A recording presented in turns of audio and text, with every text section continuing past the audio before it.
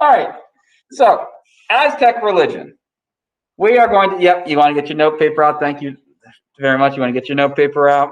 Layton's ready to go. She's like, I know this Mr. Kenny charade here. I've been through this circus. All right. So, religion was like super duper important to the Aztecs. Like their whole lives and world revolved around their religion. And they had this huge pantheon of gods. And they said that these gods needed your blood to survive. That's right, your blood. Yeah, I'm pointing at you. So that's kind of scary. This idea that the gods gave some of their blood so that people could have life. But then, in return, they needed our blood in return. Now, not all of it. And it didn't just have to be your whole life. It could be, priests, they would take cactus needles and prick themselves and gush blood out that way and things like that. So, and this is something that the Aztecs thought was super important. And you see, these gods had to be kept happy. Because if the gods are happy, Jude's crops grow. He's able to farm and eat and be good. You probably want to take the cap off. It'll work better that way. If the gods are happy, you will have all the things work out right in your life. But if the gods are angry, there's an earthquake. If the gods are angry, there's a flood. If the gods are angry, there's famine, there's pestilence, which is like sickness going around, all sorts of stuff. So they thought the gods were responsible for everything. And if they're happy, aka you're serving them, you're listening to them, you're giving them blood, things are great. If you do not keep them happy, then not so good for you. Now, the Aztecs' main god was Huitzilopochtli, all right? The sun god, the god of war, all right? He is the one that they believe sent that eagle to perch on that prickly pear cactus, eating that snake there to give them the sign of where they should create Tenochtitlan. And he was their main god. Now, this right here, I don't know about this statement right here. So this was written by the Spanish. The Spanish came in and said, oh, yes, the Aztecs, they give so much blood to Huitzilopochtli. They go sacrifice thousands of birds every day. And if they did that, I feel like they'd run out of birds. So maybe it's a mistranslation from what the Spanish said. Maybe it was just an overestimation. Because they also said they sacrificed like thousands and thousands, like 40,000 people a year, which is probably way too many. But because they saw these things and they just exaggerate because it was so horrific to the Spanish when they saw what the Aztecs were doing. But they would go prick themselves. They would go sacrifice birds, at least at some times, to go and give the blood to Huitzilopochtli. But what they preferred to do was they preferred to do human sacrifice on top of a pyramid. So you'd be on top of the pyramid to the sun and the moon. It was that big giant one that we saw in the very beginning of the slide there. And there would be an altar, kind of like so. And this altar, of course, and I wish we were in person, because this is when, I had more people in person and I didn't have to social distance. It's going to be very hard for me to socially distance, pull Jude up here, put him on an altar, have my priest hold him down while he's kicking and screaming, because this is what would happen, of course, because, Jude's not excited. You're not excited about having your heart removed, right? He shakes his head no. Jude does not want his heart removed. But the priest would be going and holding Jude down. Then the chief priest would go with a giant obsidian knife. Obsidian is a volcanic rock. It is extremely black, shiny, and sharp.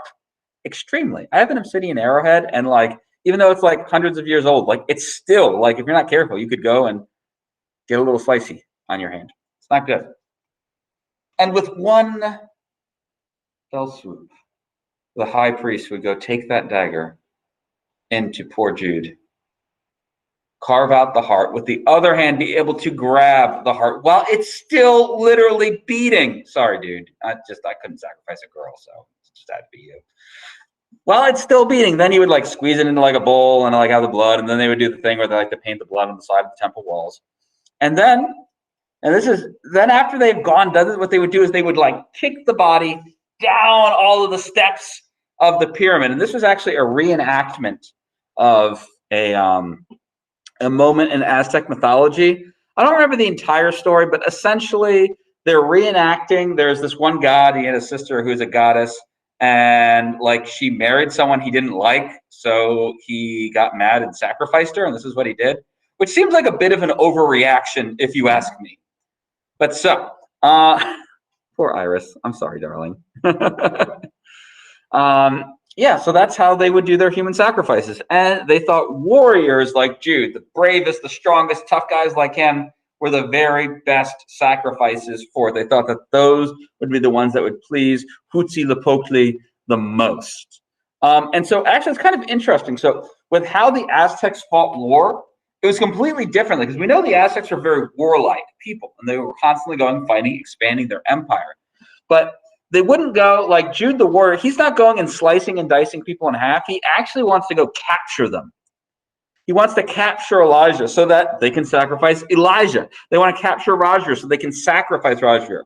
So it's interesting, the way they fight wasn't designed to kill people on the battlefield, but maybe just like hurt Elijah's leg so he can't run away. And then you capture him, and then you go and throw him on the altar, obsidian knife, remove his heart. Good time for all, except Elijah. Sorry, dude. No, you meant cool. Oh boy.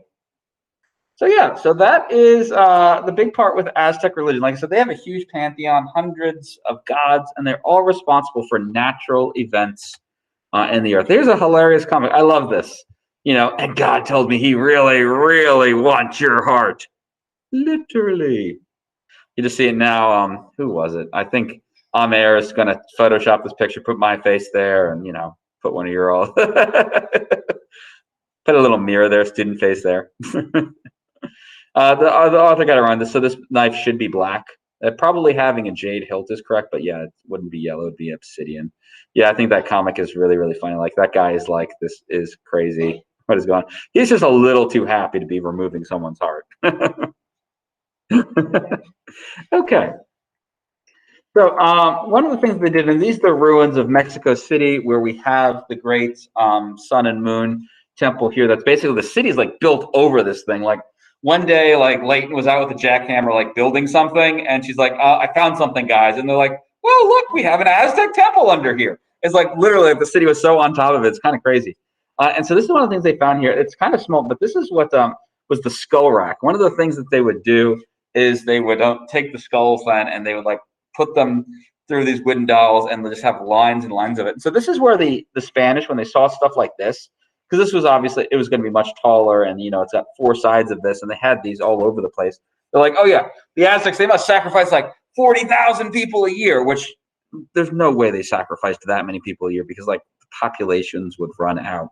And I realize why it feels so early. We forgot to go over our homework, which we'll do that next. Yeah, I know. I forgot too, Iris, right? It's so weird when like I don't have my normal flow of things. Anyways, Quetzalcoatl right here, the feathered servant, one of my favorite gods and goddesses of them. One of the things is, so Quetzalcoatl could be the feathered servant. He could also look like a man. So kind of interesting aspects of it. But anyways, that is our notes for the day. I am stopping the recording. Do you have any questions or comments?